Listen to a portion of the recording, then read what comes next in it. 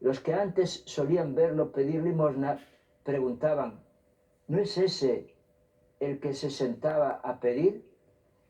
Unos decían: el mismo. Otros decían: no, no es él, pero se le parece. Él respondía: soy yo. Llevaron ante los fariseos al que había sido ciego. Era sábado, el día que Jesús hizo barro y le abrió los ojos. También los fariseos le preguntaban cómo había adquirido la vista. Él les contestó: me puso barro en los ojos, me lavé y veo. Algunos de los fariseos comentaban: este hombre no viene de Dios, porque no guarda el sábado. Otros replicaban: ¿cómo puede un pecador hacer semejante signo? Y estaban divididos. Y volvieron a preguntarle al ciego: ¿y tú qué dices del que te ha abierto los ojos? Él contestó: que es un profeta. Le replicaron: ¿empecatado naciste tú de pies a cabeza y nos vas a dar lecciones a nosotros? Y lo expulsaron. Oyó Jesús que lo habían expulsado, lo encontró y le dijo: ¿crees tú en el Hijo del Hombre? Él contestó: ¿y quién es Señor para que crea en él? Jesús le dijo: lo estás viendo. El que te está hablando, ese es. Él dijo: creo, Señor. Y se postró ante él. Palabra del Señor. Gracias. Queridos hermanos, estamos ya en el cuarto domingo de Cuaresma, cuatro semanas preparándonos para la Pascua, para celebrar el triunfo de Cristo. El triunfo de Cristo en la cruz fue la resurrección. Él estuvo en la cruz, pero ya no quedó en la cruz. Él fue crucificado, pero ahora es resucitado, está vivo, está vivo. Esto significa, está vivo, y está vivo ahora, y está todos los días, y estará hasta el fin del mundo, y está para nuestro bien. Las lecturas de hoy nos dan muchas enseñanzas. La primera, donde Dios le dice a Samuel que vaya a ungir a un nuevo rey de Israel, porque el primero había fracasado, había sido infiel. Y va a casa de Jesé, a Belén. Jesé tenía 7 hijos, y allí va, y se acerca, va con el aceite ya para ungirlo, que era lo normal, como hoy ungimos también en el bautismo, o ungimos también al enfermo, ungimos también a los enviados o a los confirmados. Pues llevaba ya el aceite preparado para ungirlo rey, y vio a un hijo de Jesé, pues esbelto, fuerte, alto, y seguro que es ese, seguro. Y se acerca y dice: no, no es este. ¿Tienes otros hijos? Sí. Y van pasando uno a uno, todos muy hábiles, y habían pasado ya 6. Y dice: ¿y no hay más? Y bueno, hay pequeño, pero ese no cuenta, ese está con las ovejas de rebaño, con el rebaño. No, ese no tráelo. Y vino, era David, era el que luego será el rey David, el santo rey David, y el sinvergüenza rey David, el asesino rey David, el adúltero rey David, y santo rey David, porque se arrepintió y lloró su pecado. Es una enseñanza importante. Siendo todo un rey, cayó en lo más hondo, en el adulterio, en el asesinato. Pero Dios le perdonó y recuperó la realeza que Dios le había entregado para guiar a su pueblo, como pastor de su pueblo. Pastor representante. El pastor del pueblo de Israel es Dios. Por eso hemos dicho: el Señor es mi pastor. No era David mi pastor, no. Era el pastor que representaba a Dios, al supremo pastor. Pero el pastor de cada uno es Dios. Y he aquí que esas apariencias, al ver a unos como muy buenos, que podían ser reyes y no eran, y ver al más pequeño, al despreciado, como despreciado y pequeño, y era, esto nos lleva a pensar mucho, que a veces juzgamos fácilmente por las apariencias, tal como se presentan las personas, a veces las rechazamos, y quizás por su buen vestir o su buen olor las acogemos, Las apariencias engañan. Hay un caso histórico, bien curioso.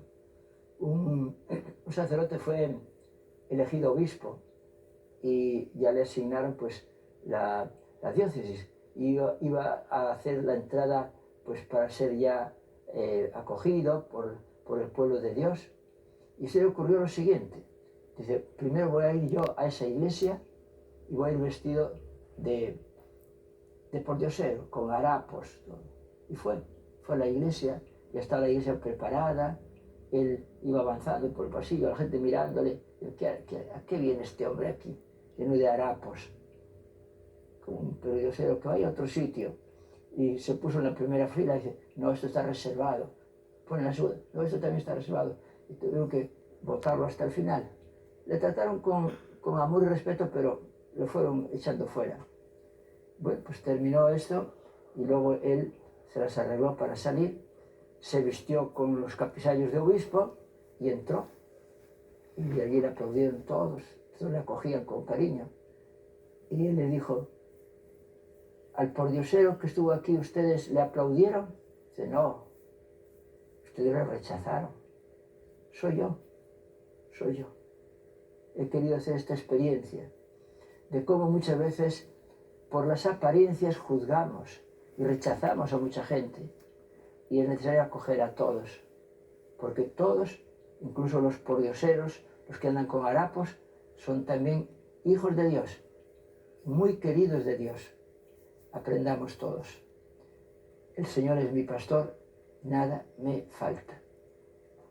Jesucristo tiene que ser durante toda la Cuaresma, pues el punto de mirar todos. Y hay un adagio que vale para todos los tiempos, que dice que los católicos somos cristocéntricos, pero hay tiempos especiales donde especialmente hay que mirar a Cristo. Sobre todo tenemos ya un tiempo de penitencia, tenemos unos viernes para celebrar el Via Crucis, el camino de la cruz, ese camino que yo lo he recorrido allí muchas veces cuando voy con los peregrinos. Volveré el 15 de mayo, pues si alguien quiere venir conmigo.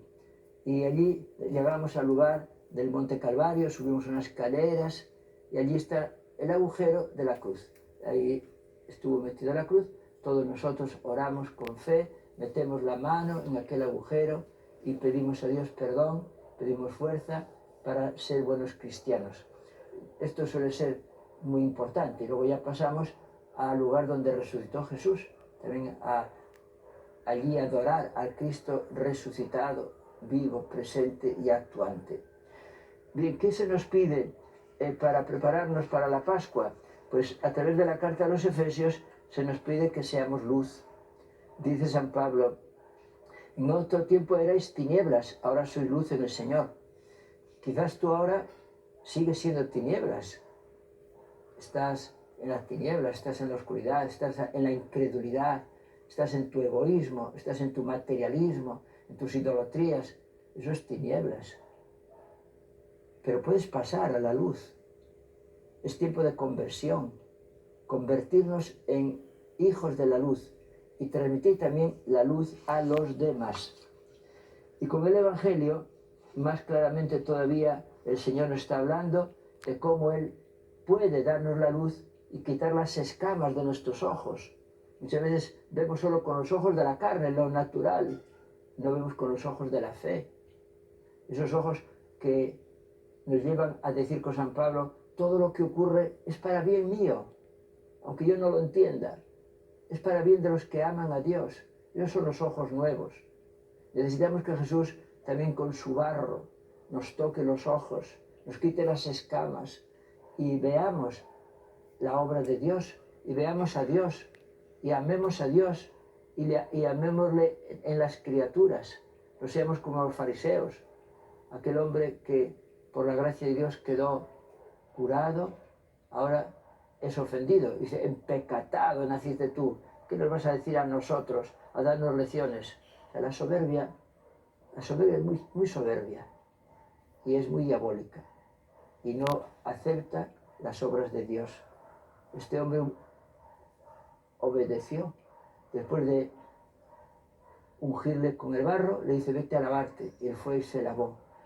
El lavatorio nuestro es el bautismo, fundamentalmente. Y después del bautismo, cuando nos hemos manchado y hemos pecado, tenemos el sacramento de la confesión.